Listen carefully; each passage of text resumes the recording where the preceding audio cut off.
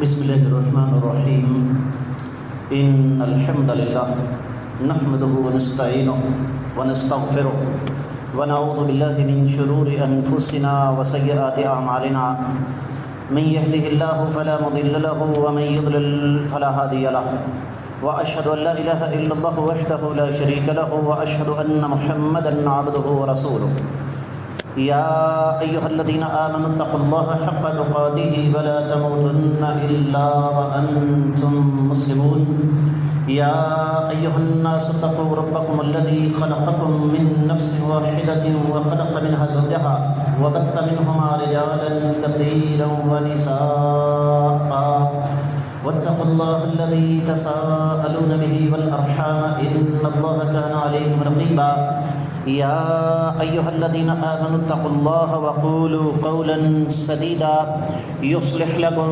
أعمالكم ويغفر لكم ذنوبكم ومن يطع الله ورسوله فقد فاز فوزا عظيما أما بعد فإن خير الحديث كتاب الله وخير الهدي هدي محمد صلى الله عليه وسلم وشر الأمور محدثاتها وكل محدثة بدعة وكل بدعة ضلالة وكل ضلالة في النار.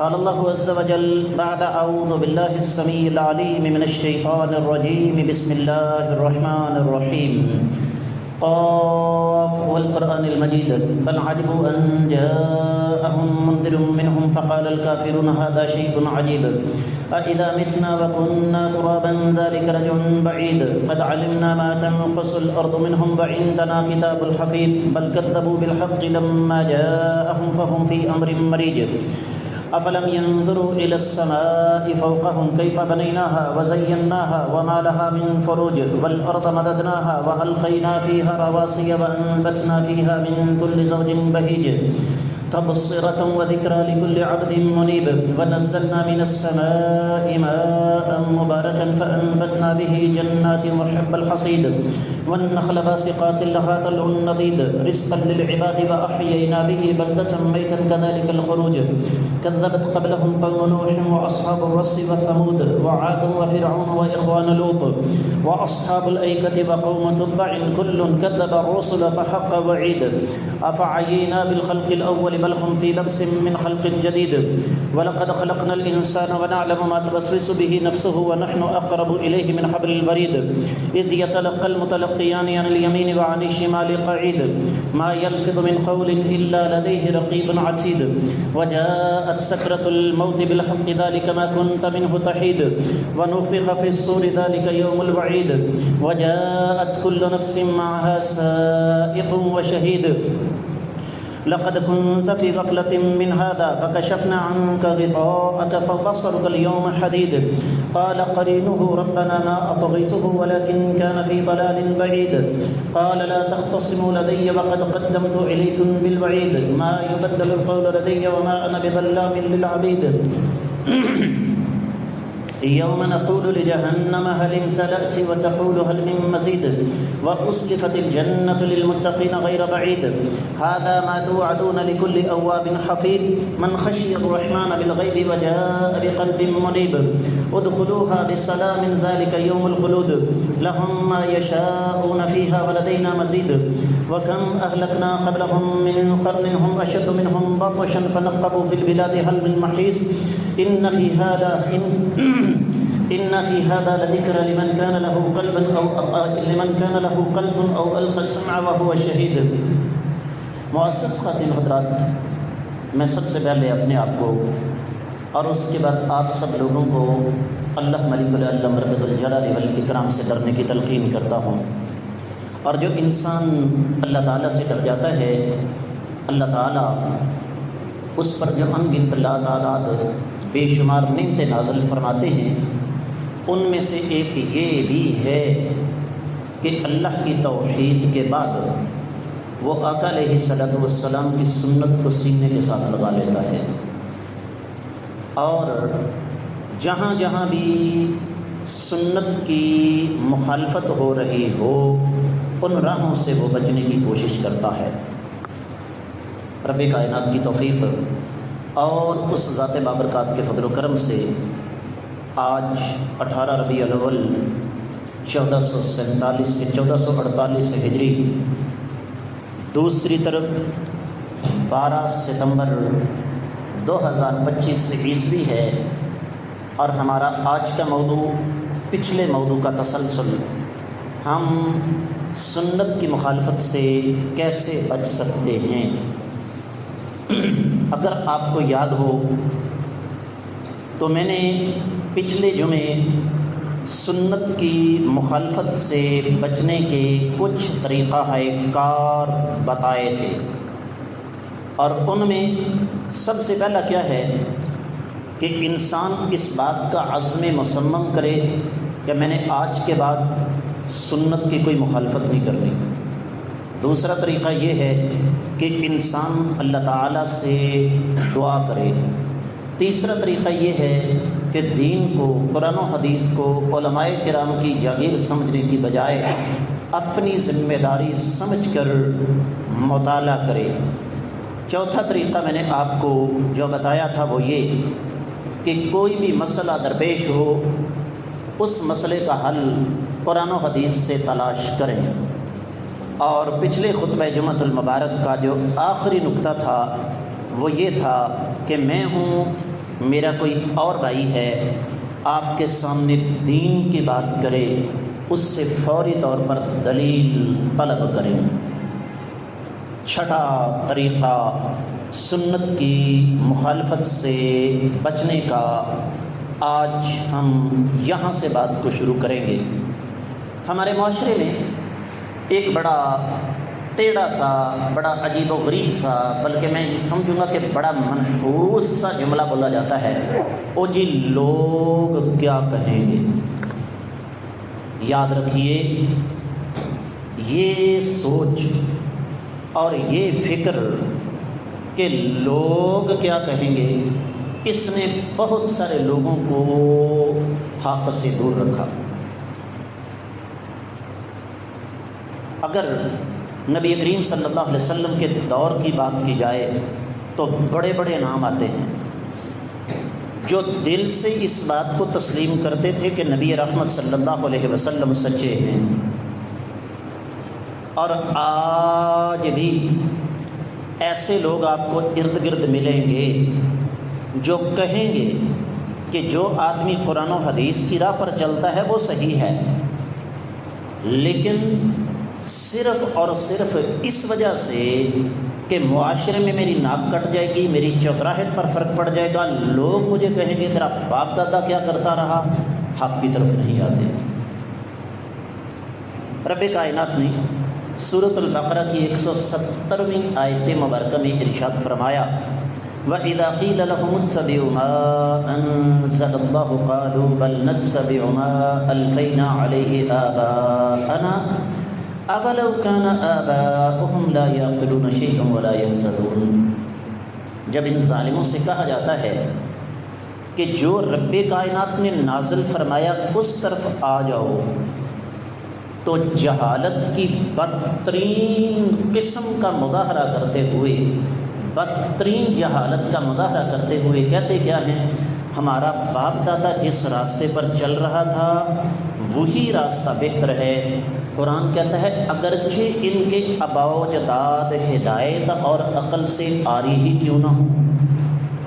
یہ ایک الگ اور مستقل موضوع ہے کہ آباء و اجداد کی پیروی کرنا، خاص طور پر وہ بھی دین کے معاملے میں، یہ جہالت کی بدترین قسم ہے۔ صرف ایک جملہ بول کر بات آگے بڑھاؤں گا۔ دنیاوی طور پر ہم آج تک کبھی اپنے آباء و اجداد کی پیروی نہیں کریں گے۔ جب دنیا کی باری آئے گی، اوے ابا جی تھانوں کا پتہ ہے، تہاڈا دور گزر گیا، وہ پرانا زمانہ سی۔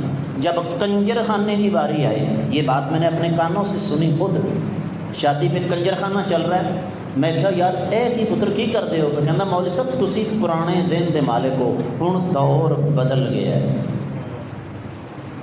جب دین کی باری آئے گی تو وہاں ہم باپ دادا کو آگے رکھ لیں گے، اور اس کی وجہ کیا ہے؟ ذرا پچھلے جمعے پر غور کیجئے. میں نے پچھلے جمعے جو آخری نقطہ بیان کیا تھا کہ ہر مسئلے کی دلیل طلب کریں، آپ کو سمجھ آ جائے گی. جس نے دلیل کی پیروی کی وہ راہ حق پا گیا، چاہے اس کا تعلق آقا علیہ الصلوۃ والسلام کے دور کے ساتھ تھا، چاہے آج کے دور کے ساتھ ہے. آج اس وقت پوری دنیا میں سب سے زیادہ تیزی کے ساتھ لوگ جس مذہب کو قبول کر رہے ہیں وہ اسلام ہے. وجہ کیا ہے کہ اسلام میں آباء و اجداد کی پیروی کا تصور ہی نہیں. ہوتا کیا ہے؟ او جی تمہارا دین اپنی جگہ، لیکن دنیا کے ساتھ بھی تو چلنا پڑتا ہے نا. میں ذاتی مثال آپ کو دیتا ہوں، تذکرہ نہیں کرتا. بڑے قریبی عزیز فوت ہو گئے، انتہائی قریبی. رشتہ نہیں بتاؤں گا اس لیے کہ میں نہیں چاہتا کہ کسی کا نام آئے. جس دن یقین اور اتنا قریبی عزیز تھا وہ کہ غسل خود دیا، کفن اپنی جیب سے خود پہنایا، جنازہ خود پڑھایا، تدفین خود کی.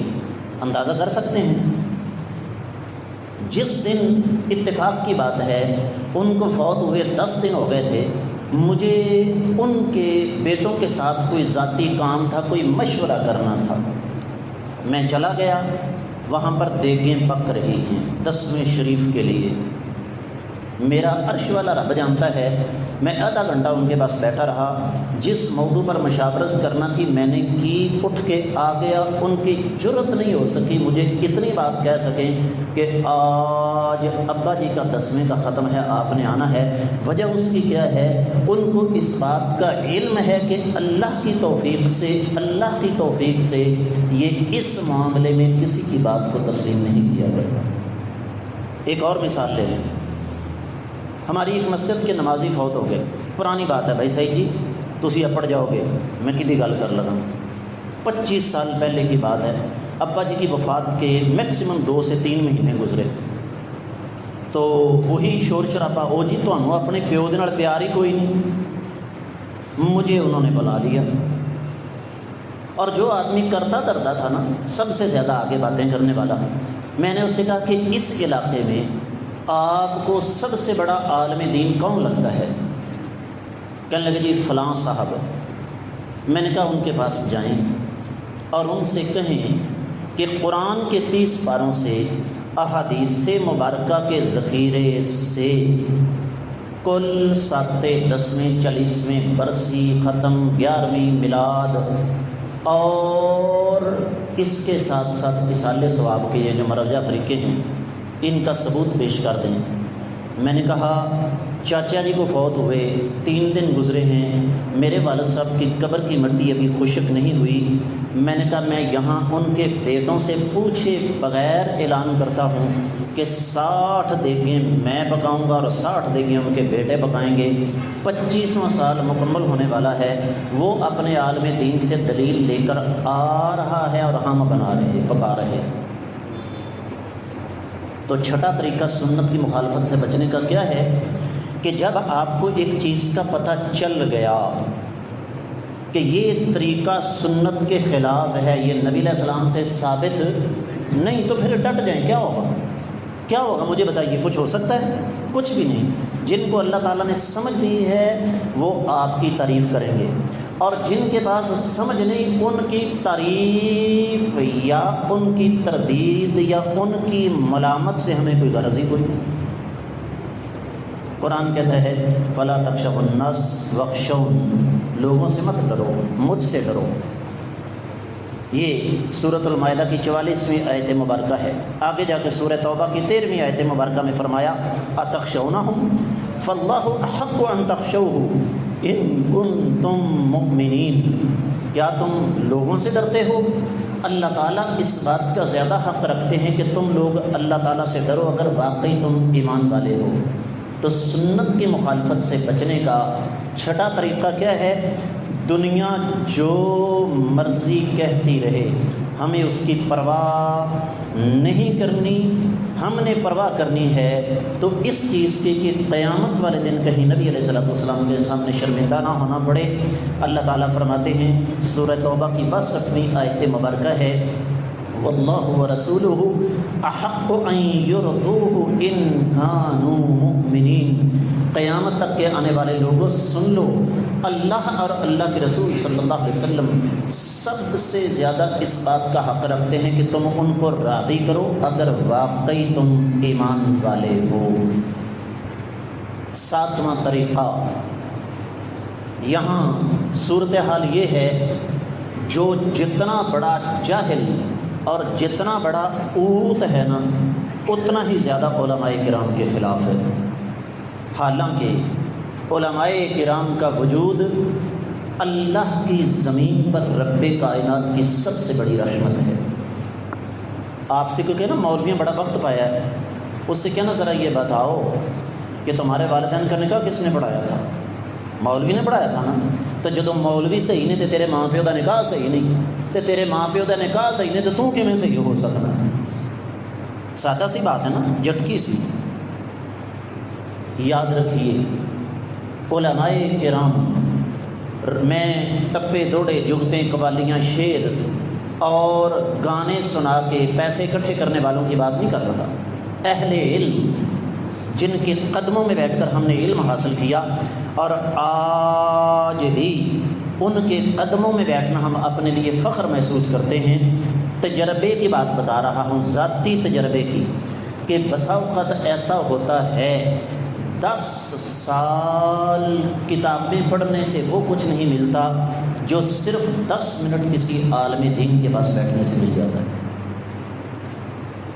مثال دے دیتا ہوں، مولانا صفی الرحمن مبارک پوری رحمۃ اللہ علیہ، جنہوں نے الرحیق المختوم لکھی۔ ہمیں کیا پتہ یہ لوگ کون ہیں؟ ہمیں برانڈڈ مولویوں کا پتہ ہے جن کے نام اشتہاروں پہ لگے ہوتے ہیں، طوطی بیان، شیر پاکستان، خطیب لسانی، بے بہانی، فلاں فلاں فلاں فلاں۔ میں جب مدینہ گیا، 95 کی بات ہے، 30 سال گزر گئے، تو مجھے پتہ چلا کہ حضرت روزانہ مسجد نبوی تشریف لاتے ہیں مغرب کے بعد۔ میں نے ان کے پاس بیٹھنا شروع کر دیا اور اللہ کا شکر ہے میں سال ہا سال ان کے پاس بیٹھا، اللہ نے بڑا کچھ سیکھنے کا موقع دیا۔ ایک مثال، لوگ ان کے پاس آتے مسائل پوچھتے، میں چپ کر کے بیٹھ کے سنتا۔ ایک آدمی آ گیا، آ کر کہتا کہ حضرت آپ یہ فرماتے ہیں کہ نماز میں آمین با آواز بلند کہنی چاہیے، حدیث میں تو آتا ہے کہ نبی علیہ السلام نے سورۃ الفاتحہ پڑھی، وَلَضَّالِّينَ کہا اور آواز کو پست رکھا۔ اگلا جملہ بڑا قیمتی ہے۔ مولانا کہنے لگے بیٹا آواز کسے کہتے ہیں؟ نہیں غور کیا بھائی، آواز کسے کہتے ہیں؟ جو سنائی دے۔ آواز کسے کہتے ہیں؟ جو بات ختم ہو۔ یہ اپنی ایمانداری سے بتائیے، آپ نے آج تک یہ نقطہ کسی عالم دین سے سنا؟ یہ ہیں علماء۔ اب سنت کی مخالفت سے بچنے کا طریقہ کیا ہے؟ ہمیشہ علماء کرام کی مجلس اختیار کریں، راسخ فی العلم، جن کو رب کائنات نے علم عطا فرمایا ہے ان کے پاس بیٹھیں۔ قرآن کہتا ہے فَاسْأَلُوا أَهْلَ الذِّكْرِ إِن كُنتُمْ لَا تَعْلَمُونَ، اہل علم سے جا کر سوال کرو اگر تمہارے پاس علم نہیں ہے تو۔ سوال اس بندے سے جا کر نہیں کرنا جس کو پتہ ہی کوئی نہیں۔ یقین جانیے پاکستان میں 3 چیزیں بڑی مطلوب ہیں، میں ہمیشہ کہا کرتا ہوں 3 چیزیں پاکستان میں بڑی مطلوب ہیں۔ سب سے پہلے سیاست، جس سے اپنا گھر نہیں چلتا، وہ کہتا ہے حکمرانوں کو کیا پتہ ملک کیسے چلایا جاتا ہے، میں چلا کر دکھاؤں گا، تیرے کو اپنا گھر چلتا نہیں۔ اس کے بعد صحت، جو خود پتہ نہیں اس کے جان بیچارے کی کہاں اٹکی ہوئی ہے، وہ ڈاکٹر صاحب کو جا کے مشورے دے رہے، ڈاکٹر صاحب تسی نو اے دسو ہاں کھان واسطے۔ پاکستان میں ہر بندہ ہی ماہر صحت ہے۔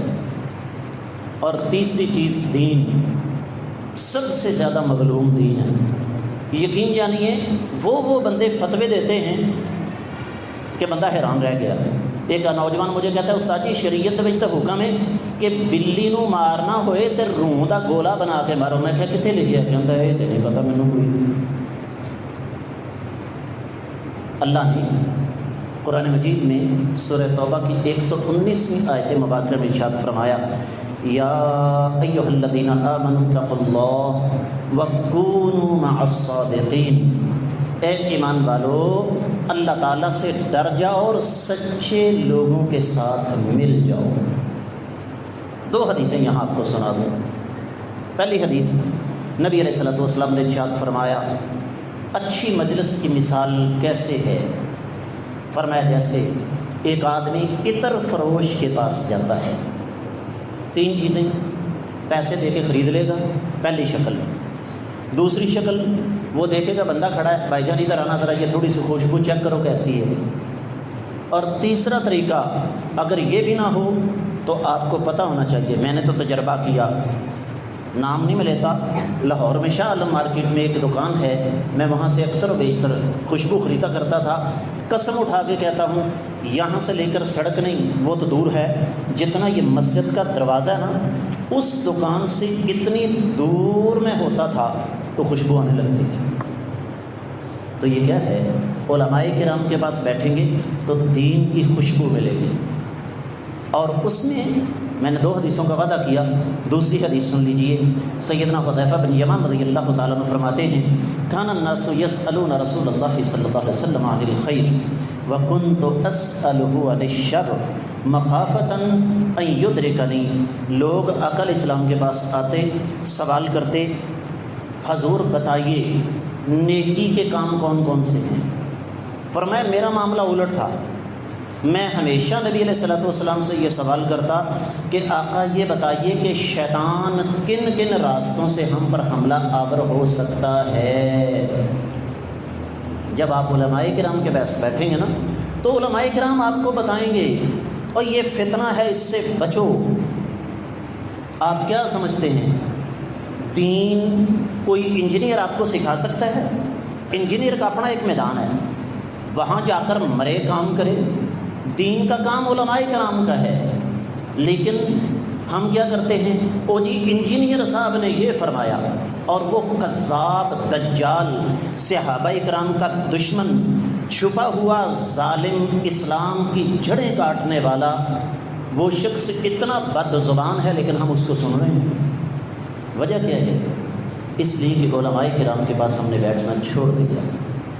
تو 7واں طریقہ سنت کی مخالفت سے بچنے کا کیا ہے؟ اہل علم جو راسخ اہل علم ہیں ان کے پاس جا کر بیٹھیں.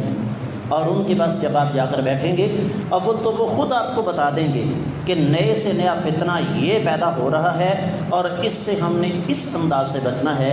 ورنہ ہم بذات خود ان سے سوال بھی کر سکتے ہیں کہ جناب فلاں چیز ہمیں دین کے نام پر دی جا رہی ہے, بتائیے اس کے بارے میں آپ کا کیا خیال ہے. مثالیں بہت ساری دے سکتا ہوں. انشورنس کا مسئلہ ہے, بیمہ پالیسی کا مسئلہ ہے, سودی بینکوں کا مسئلہ ہے, اور اسی طریقے سے کئی مسائل ہیں. 8واں طریقہ جب آپ علماء کرام کے پاس بیٹھیں گے نا تو رب کائنات پھر آپ کو بصیرت عطا فرمائیں گے. ایک بڑی پیاری حدیث آپ کو سنانے لگا ہوں, اور وہ حدیث آپ کو اگر سمجھ آ گئی تو سمجھ لیجئے کہ میری 2 جمعوں کی محنت جو ہے نا وہ اس کا پھل مجھے مل گیا. رب کائنات نے صحابہ کرام کو کیسی بصیرت عطا فرمائی تھی. بڑی توجہ کے ساتھ سننے والی حدیث ہے. امام دارمی اس کو اپنے مقدمے میں لے کر آئے ہیں, سنن دارمی کے مقدمے میں صحیح سند کے ساتھ حدیث موجود ہے. کوفہ کی مسجد ہے, ایک آدمی کھڑا ہوا کہتا جی سب لوگ با آواز بلند اونچی آواز سے 100 دفعہ سبحان اللہ, 100 دفعہ الحمدللہ اور 100 دفعہ اللہ اکبر کہو. کہنا کیا ہے جی؟ سبحان اللہ, الحمدللہ, اللہ اکبر. میرے آقا علیہ الصلوۃ والسلام کی صحیح حدیث ہے. ہمیں تو فرض کی سلام پھیرتے اٹھ کے بھاگنے کی جلدی ہوتی ہے نا, ਜਿਵੇਂ ਮਸੀਤੇ ਨੇ ਕਿਸੇ ਜੇਲ੍ਹ ਦੇ ਵਿੱਚ ਆਏ ਹਾਂ ਤੇ ਉਹ ਵੀ ਗੁਆਂਤਾਨਾਮੋ ਬੇ ਜੇਲ੍ਹ ਜਿਹੜੀ पिंजरे जैसी है। नबी अलैहिस्सलाम का फरमान है कि जो मुसलमान फ़र्द नमाज के बाद 33 दफ़ा सुबहान अल्लाह, 33 दफ़ा अल्हम्दुलिल्लाह और 33 दफ़ा अल्लाहु अकबर पढ़ ले, ये कितनी गिनती हो गई जी? 33 जमा 33 जमा 33 99। फरमाया 100 पूरा करने के लिए ला इलाहा इल्लल्लाह वहदहु ला शरीका लहु लहुल मुल्क व लहुल हम्दु व हुवा अला कुल्लि शैइन कदीर पढ़ ले। फरमाया उसके छोटे गुनाह अगर समुद्र के जाग के बराबर भी होंगे तो अल्लाह ताला माफ़ फरमा देंगे। इसका मतलब क्या हुआ कि सुबहान अल्लाह, अल्हम्दुलिल्लाह, अल्लाहु अकबर पढ़ना जुर्म नहीं, बल्कि सुन्नत के मुताबिक अगर पढ़ा जाए तो इससे सगीरा गुनाह माफ़ हो जाते हैं। सैयदना अबू मूसा अशअरी रज़ियल्लाहु ताला अन्हु ने सुना कि एक आदमी कह रहा है सारे मिलकर पढ़ो, ऊंची आवाज़ से पढ़ो और 100 मरतबा पढ़ो। सोच में पड़ गई ये सुनकर कि आज तक मैंने ये बात नबी अलैहिस्सलाम से नहीं सुनी। ये होता है दिमाग के अंदर अल्लाह ताला ने एक ख़ास आला लगाया होता है, ये सिर्फ उसको समझ आती है जिसको अल्लाह ने दीन का फ़हम अता फरमाया हो, जिस पर ख़ास फज़्ल व करम हो। फरमाते हैं मैं फौरी तौर पर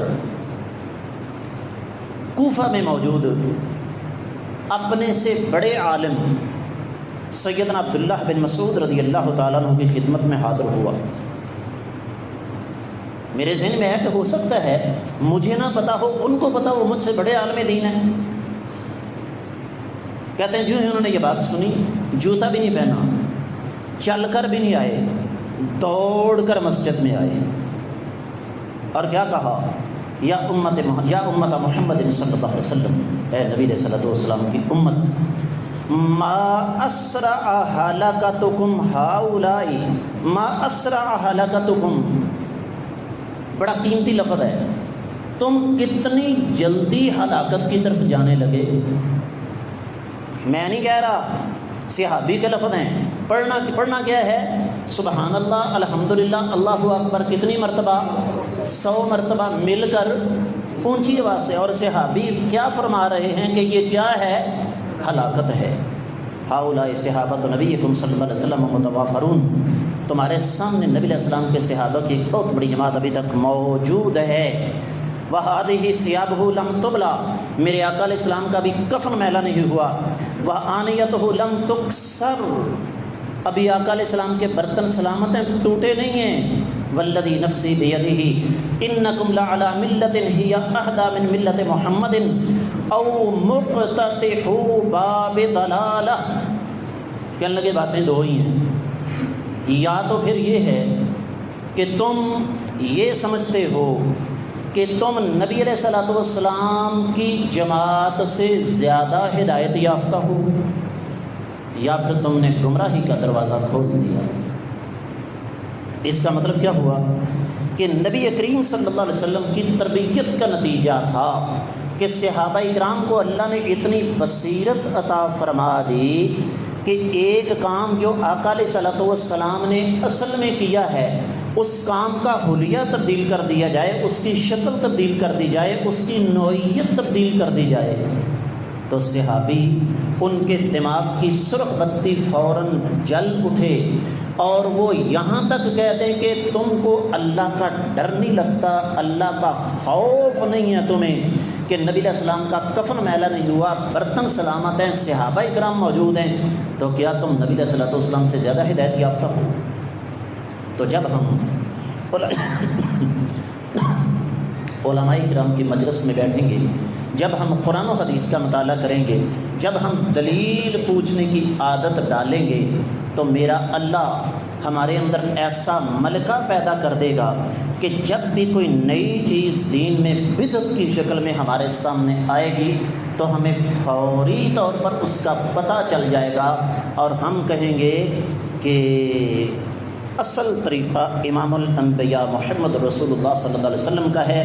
جو کام عبادت میں جو کام نبی علیہ السلام نے نہیں کیا وہ عبادت نہیں ہو سکتی، وہ بدعت ہے.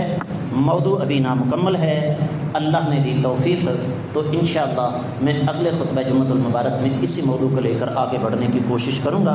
اللہ کی بارگاہ میں دعا ہے رب کائنات ہمیں دین کی سمجھ عطا فرمائے.